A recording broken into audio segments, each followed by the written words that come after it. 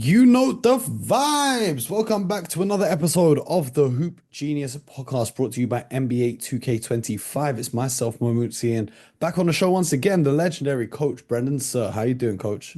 Mo, I'm doing great. Great. Another great win by OKC, and now it's down to one.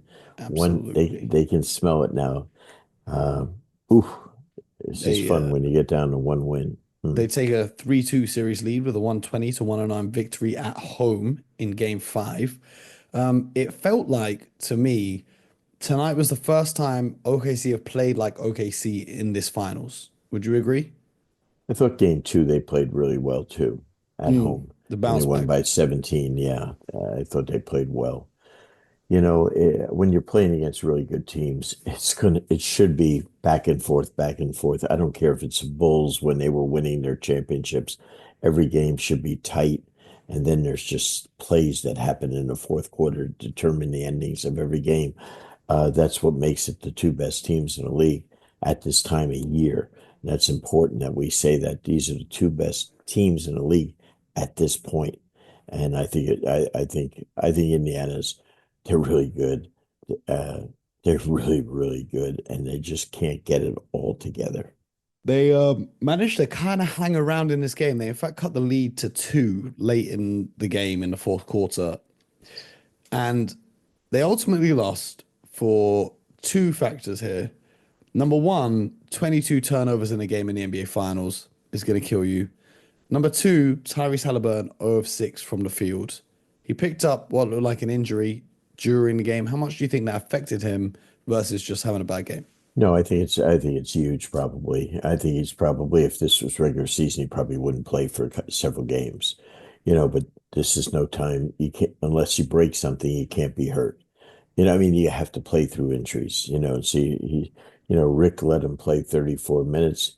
I thought, Connell was playing so well. I thought he maybe should have gone with him and Nemhard, and stuff. And Naismith's playing great, and I just, again, freaking Siakam is terrific. Just Absolutely. terrific player. What a player. Absolutely. Let's go through it from the start. OKC Sure. back again with their two bigs starting the game.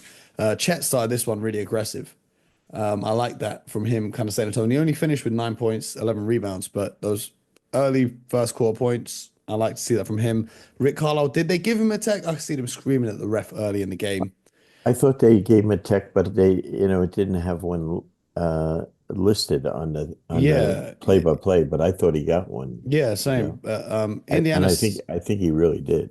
I yeah, really and did. sometimes as a coach, you want to get that tech on behalf of your players almost to kind of get the message to the referees. I think again, when you're on the road, your antennas are up because everything counts. And so I think he wanted to just set the tone. He was nice to the referees over the weekend by, saying that, Yeah, I saw that. so he did what I called some really good gamesmanship. And then I think he wanted to let them know that that applied to that crew, not to you guys. But it's a hard game to officiate. You could almost call a foul every play of the game, Hmm. you know. And I thought they let a lot go, to be honest with you. Both ways. I thought a lot of guys were getting hit. My biggest thing, uh, Mo, is two things. I don't like guys getting fouled when they shoot the ball because it makes them look bad if they get fouled and they miss a shot. So we use an expression called protect the shooter. So if a guy's shooting and you get fouled, you got to call it. And I think there's both ways guys were getting fouled. And the other thing that you rarely see, but it's been constant with Indiana, is because they pick up full court. This is like 1980, 1990 hand check NBA basketball that's been outlawed forever. Yeah. And so they're allowing it, which is a huge advantage because it's really wearing out Shea, and that's something that he can't handle because the strength of the guys guarding him are really like when Naismith and those guys get on him. I mean, they're really strong. And McConnell gets into you. He's tough.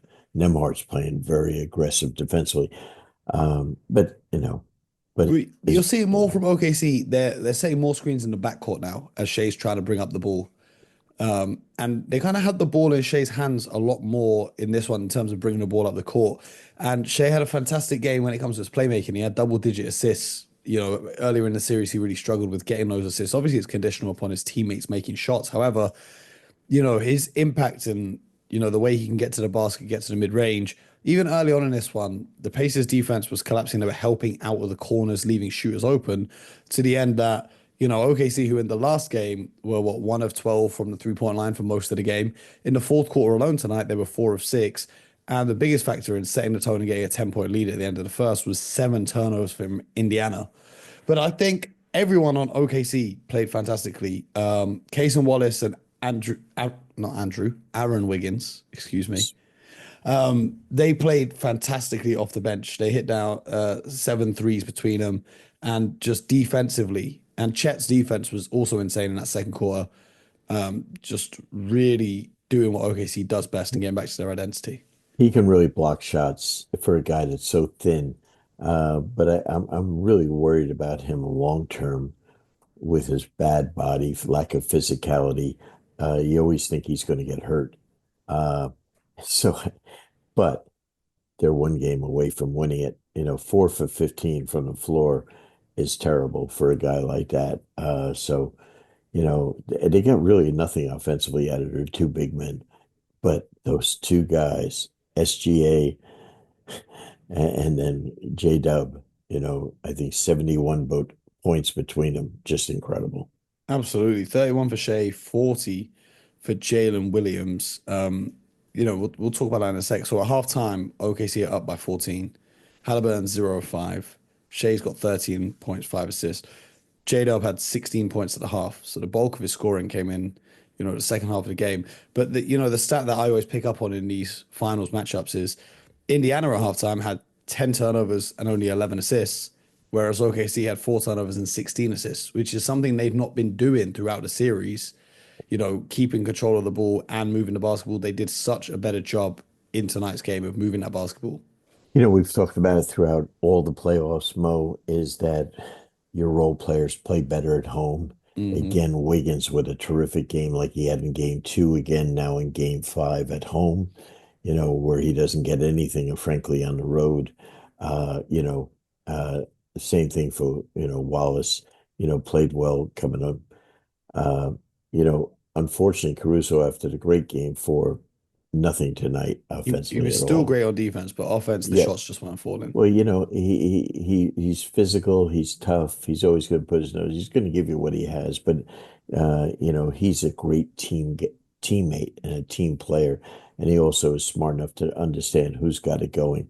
I thought they took some very quick and bad shots that allowed Indiana to get back in the game, and costly turnovers.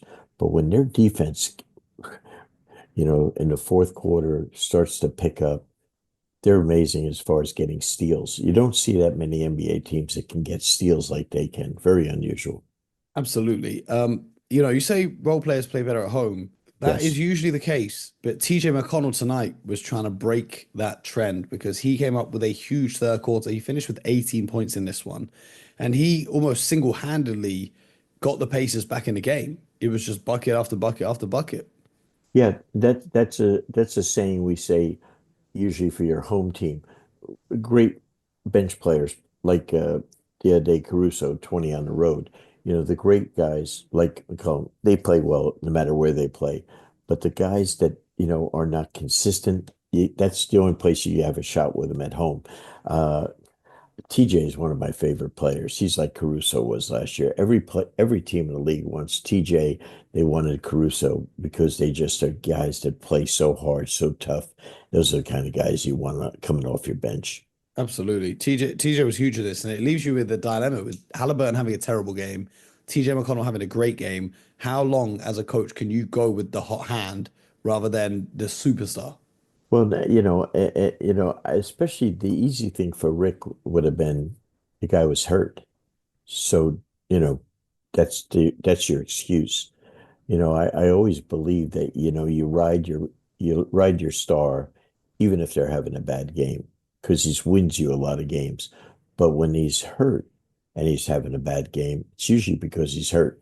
So that's when you just say, hey, uh, let's get you fixed up for the next game because there was going to be a next game, even if they won. And if they won, he probably wouldn't have played the next game.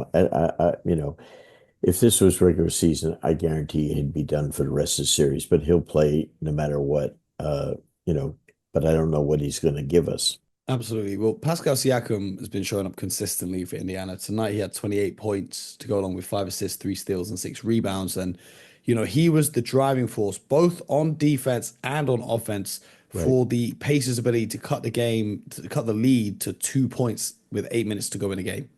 And I, when that happened, I really thought we're going to have another crazy finish here. I thought the Pacers were going to steal the game. I Just like really game did at one. that point. I thought they were going to steal the damn game. And I'm saying, oh my God, they're going to win the championship because if they had, come from 18 behind, won the game, there's no way the In mentality, Oklahoma. there was no way Oklahoma was going to win in Indiana. That's my feeling. They cut the lead down to two and then proceeded to have 4 possessions with 4 turnovers after that. I think they had like 5 turnovers where it took it from 2 point game to a 13, 14 point game because Yeah. OKC are just getting out, running and scoring in transition. And that stretch was the deciding factor in this one. Yeah, and that's we call it gap time. When the key in building leads up at any level of basketball is if you can get a stop and then score. And so as a defense, what every team is trying to do at the professional level is we have little rallying cries, and one of them is let's get 3 stops in a row. And if you get 3 stops in a row, and then you can get out and score 2 of the 3 stops, then you have a chance to get 4 or 6 points. And that's how you try to build up leads. And so during the course of the game, one of the stats that we keep, Mo, is we call each time you get 3 in a row, we call that a kill. Kill. And you want to get 7 kills for the game, then you're elite defensively. We have Hmm. at some point during the game, you stop them 21 times, in essence, in a row, 3 in a row, 7 different times. That's incredible. And that's how you win games. Absolutely. And that's exactly what OKC did for this one. So let's look ahead now to game number 6. From a championship mentality, you've been in this situation before. How hard is it to stay in the moment and focus on the task at hand without getting ahead of yourselves? Because, when it comes to that closeout game, the Larry O'Brien is there in the arena. You walk past it in the hallway. The balloons are well, they're going to be on the road, so they ain't going to have the balloons and all of that. But the champagne's stocked up in the hallway, ready to go into the locker room after the game. You know what I mean? Like Oh it's yeah. there. The world's waiting on it. And a lot of people say the closeout game is the hardest game. How do you keep your team present and in the moment? That's the key thing. You have to win one more. And so all you focus on is winning the next game. But there's noise around you. There's people traveling with you. Um, I'll be very surprised if OKC can pull it out. I'll be honest with you. They've never experienced it before. They've never experienced this. They don't have like the Bulls, the Pistons, and stuff like that when they go on the road. The Lakers, when they go on the road, know how to win. And so I think it's really, really a hard thing to do for the first time. Indiana's going to be fighting for their life. Their fans are going to be insane. And I think they're going to, I predicted this was going to be a 7 game series. And I think frankly, with or without Haliburton, I think they can take it to a 7th game. I really do. You know, OKC's just going to have to be spectacular to Yeah. to win the game, in my opinion. They're gonna have to do what they did again tonight and hope that it goes the same way because Yeah, I because the other like night they looking at didn't this deserve one, to right? win last Friday. They didn't Yeah, deserve to win. there are some games where even though you win the game, there's a lot that you can go back and look at the film and brush up on things, even though you got to win.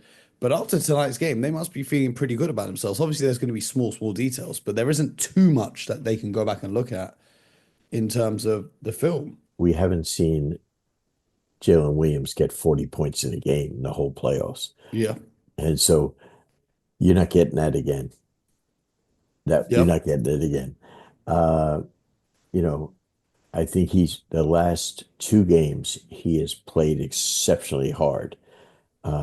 He took three of the worst falls I've ever seen in an NBA game in game four, and somehow was able to bounce right back up, even though most guys would have been down. They would have brought a damn stretcher out for him. But he's shown me a lot of toughness. He's also shown me being an amazing competitor. I'm not worried about him. I'm not worried about Shea. I'm not worried about Caruso. But Who are you worried about? I'm worried about their front court. Chet and Isaiah Hartenstein. Yeah, I'm worried about them. Mm. I'm more worried about, I'm really worried about them because I don't think they can match up to the front court of Indiana. When we found out today that Turner has been sick for like four of the games, That unfortunately. makes a lot of sense because he was Yeah, playing but uncharacteristically. he just played even though he was sick, and Respect. yeah, so 100%. And he plays so hard. But and so they have to get some points. I think they'll get it as Siakam. Obi Topping plays great at home, Yep, and he had 12 points tonight. but Hoping he can do more than that. yeah, he's He was got to one of do five more. from three tonight. That's the thing. Shoots threes well at home, not well on the road. Hmm. It seems that way. But he's got to be a live body all over the boards and stuff like that, blocking shots. And they just have to be incredibly physical, and I think they will. I think Naismith's going to have to come out. I think they'll just come out and they'll defend the hell out of him and give him a shot. And if they can do that, then OKC will say, okay, we got a game seven. You have to go in there that you don't want you, as their home team. I mean, as OKC, you got to go in there saying, this is the elimination game. This is our game seven tonight. Don't wait for game seven because a lot can happen, including your best players getting hurt. So you want to go in there with a mentality of a seventh game, but they've never experienced that. Veteran teams realize that they've never experienced it. Their coach has never experienced it. Yeah, they don't have a coach Sir on the coaching staff to tell them this No, knowledge, huh? no, but I mean, they just got, he's a great coach, and I spoke to him yesterday. He's a great friend, and he's gonna continue to win the off day, so he's gonna get them ready, tomorrow. I think they're taking 2 days off. I think now for the rest of the series. Am I right? I think the Uh, next game is on Thursday, what is today? What, Monday? Yeah, Monday. Yeah. yeah. So Thursday and then Sunday if needed, right? Yeah. And so I think there's like the 2 days off, play on the third day for the rest of the series. So this will help them because I think Shea is and the other guy are just exhausted. They need to rest, in my opinion. So Absolutely. we're in a great spot. It's a great series. I predict that Indiana will win game six. And then your prediction comes true, 7 games. That's all OKC. I asked for. 7 games, great basketball. I And need a game seven of this series. It deserves a game. We've not seen a game seven since 2016. is that Been right? nine Huh? years since we've had a game seven in the NBA finals. How I, about that? I feel like we deserve it as I think fans. I, I think I heard the other day Michael Jordan never played in a game seven in the finals in six championships, which is Yep. interesting. Greatness. Nor have I. Greatness. Nor have I. Greatness, like I said. Well, there was some off-court news recently. Desmond Bane was traded to the Orlando Magic by the Memphis Grizzlies in exchange. I've got to put it up now because there's a whole list of picks that I'm going to have Yeah. to list out to you. But he was traded for Kentavious Caldwell-Pope, Cole Anthony, as well as the number 16 pick in this year's draft, the 2026 first round pick, which includes swap rights with the Phoenix Suns or Washington Wizards, and both teams could very well end up in the lottery there. Orlando's 2028 and 2030 unprotected first round picks, and a 2029 pick swap. What was your immediate reaction to this trade? Well, immediately you say that's an awful lot to give up. That's immediate reaction, right?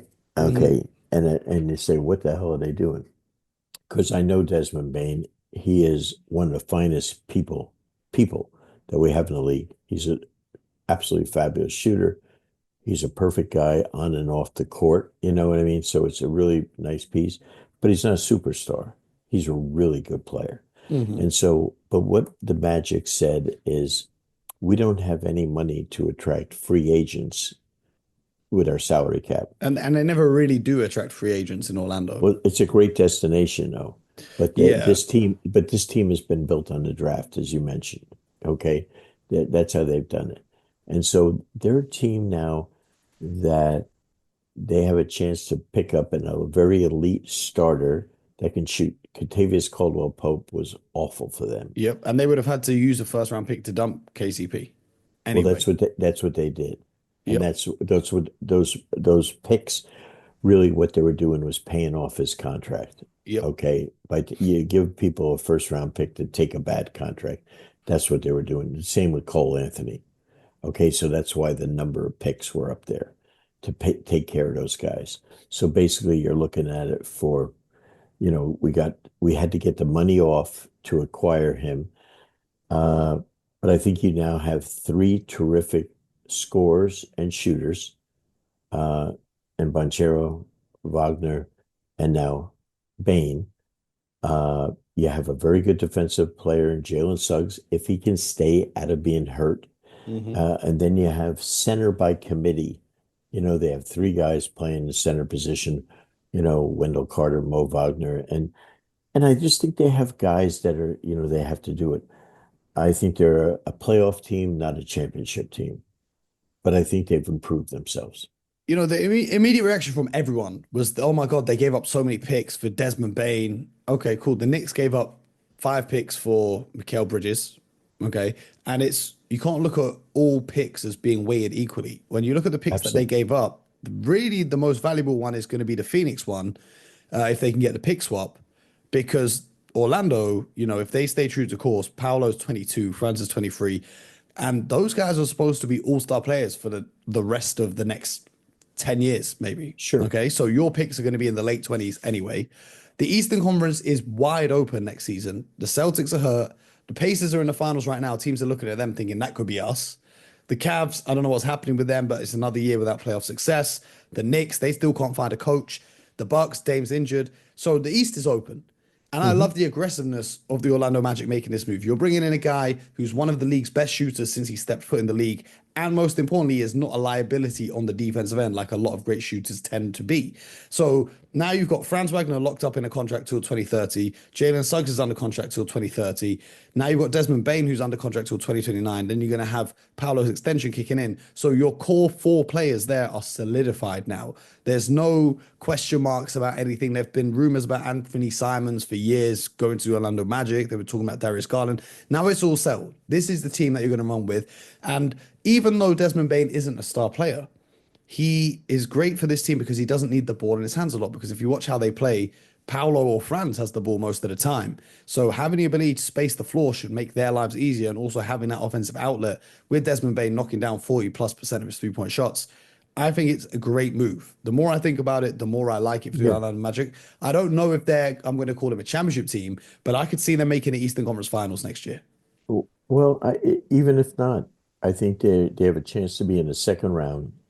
And if you get to the second round, anything can happen. But biggest thing, having coached there in Orlando, very close to ownership. They're great people. They're great for the community, and they've really taken the team from really, really bad and built it back up in a proper way. And this team really is one of the teams in the league that cares about character people. This is a big time character guy.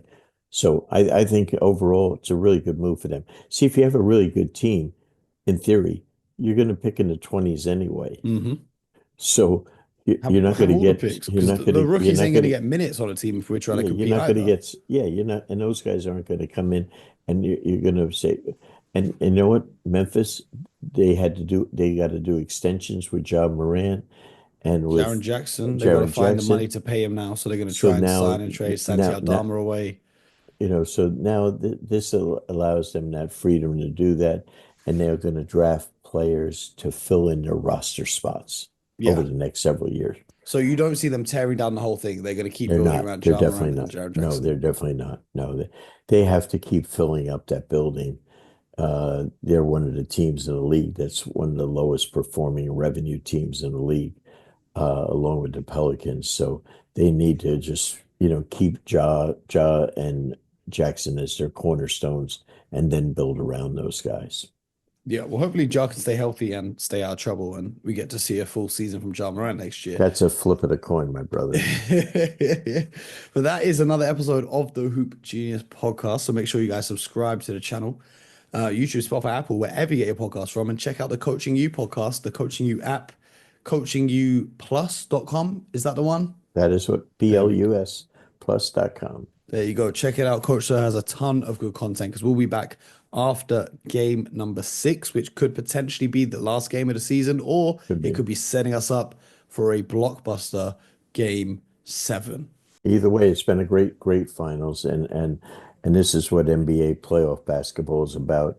Uh, Two teams that we didn't know what we were going to get, but we've gotten really great, exciting games, and that's what you want. Absolutely. This has been one of the most enjoyable finals I've seen in Hmm. a number of years. So the Yeah. competitiveness, the unpredictability of these games, we're there thinking, damn, these guys are coming back from 18 down again. Like, Our friends in Europe and throughout, international fans, from football over there, there is nothing like home teams going crazy, for their team. mhm. And that's what we're seeing at both venues, both the OKC and the Pacers. That makes for good basketball and good event. Let me ask you this before we get out of here, Sure Coach. thing. You've been watching the Club World Cup. I just It's over there in the States, right? I don't know where the hell it is, to be honest with you, but I know it's around. Yeah, but It's over there in the States. You can flick it. I think they got some games. Oh, the game's just finished tonight, but it'll keep you entertained in the off days between finals games. I have no off day, Mo. I have no off day.